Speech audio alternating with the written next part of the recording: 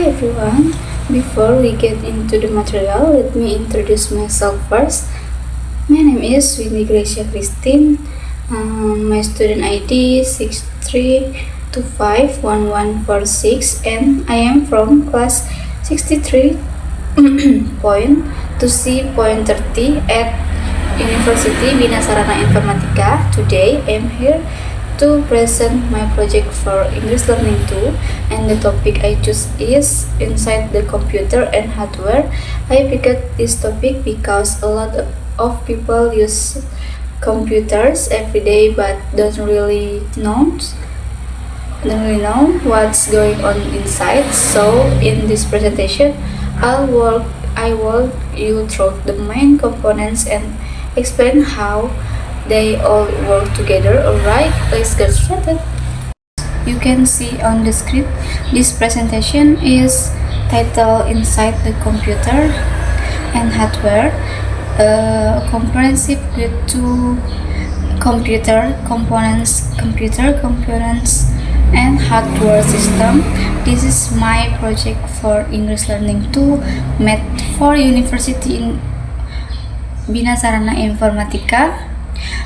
Throughout this presentation, we're going to explore the physical world of computers, what inside, what each part does, and why it matters.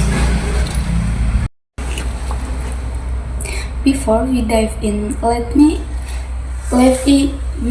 give you a quick overview of what we'll be covering today.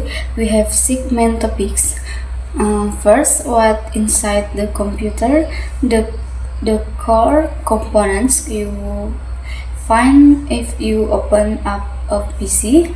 Then we'll focus on the CPU, which is the brain of the whole system. After that, we'll talk about memory and storage, two things a lot of people mix up. We'll also go for a general hardware overview and look at input and output device, and finally see how it all works as one system. So if you open up a computer case, the first thing you see is the motherboard, the foundation that connects every single component, like road in city where data travels. Then there's the CPU, the brain of the computer that handles every calculation and thoughts. RAM is the short-term memory. When you open an app, it loads into RAM so the CPU can access it quickly. And the PSU or power supply unit converts electricity from your wall outlet into power. Then all the components can actually use. The CPU process everything by following 4 steps: fetch, decode, execute, and store. It retrieves an instruction, understands, performs the operation, the save, the restore. Modern CPUs have multiple cores, so they can handle several tasks at the same time. Their speed is measured is the higher the faster the performance. A lot of people confuse RAM and storage, so let me clear that up. RAM is volatile, it's your workspace, and everything is in the zippers. When the power goes off, 8 GB is the minimum today, while 16 GB or 32 GB is better for heavier tasks. Storage, on the other hand, is permanent. Your files stay there even when the computer is off. There are 3 types: HDD, which is slow slower but affordable SSD, which is faster and more durable, and NVMe SSD, which is the fastest of a simple, but RAM is your workspace. Store is your filing cabinet. Hardware overview. Hardware refers to any physical component of computer, anything you can touch. Unlike software, it's divided into several categories. Processing hardware like CPU and GPU, storage like HDD and SSD, memory like RAM and ROM, output device like monitor and speakers, input device like keyboards and mics, and networking hardware like routers and modems. Hardware convert everything from the tiny chips inside to the screen you're looking at right now.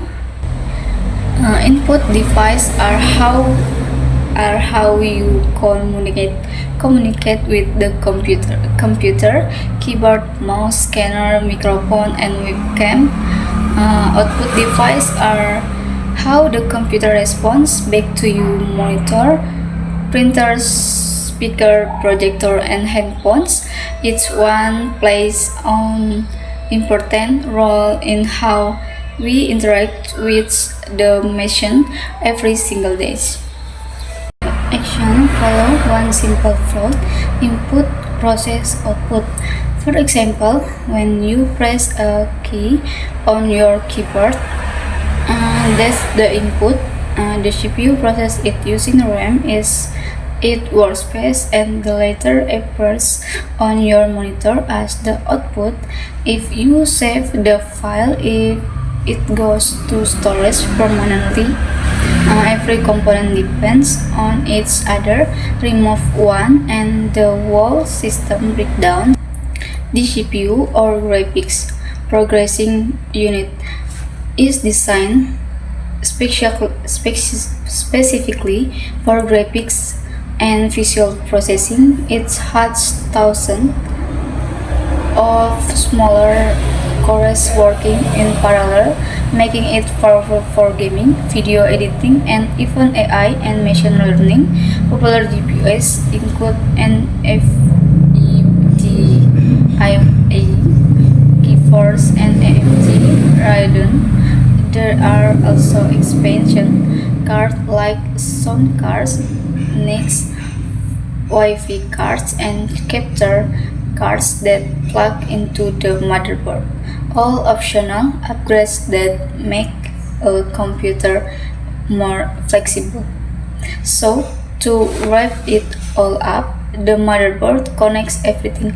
The CPU processes tasks just using the fetch, decode, execute, stores, cycle. RAM is your temporary workspace, while storage holds your files permanently, and all components work together as one system. None of them can do the job alone. I hope this presentation gave you a clearer picture of what's happening inside your computer. Thank you so much for watching. See you next time.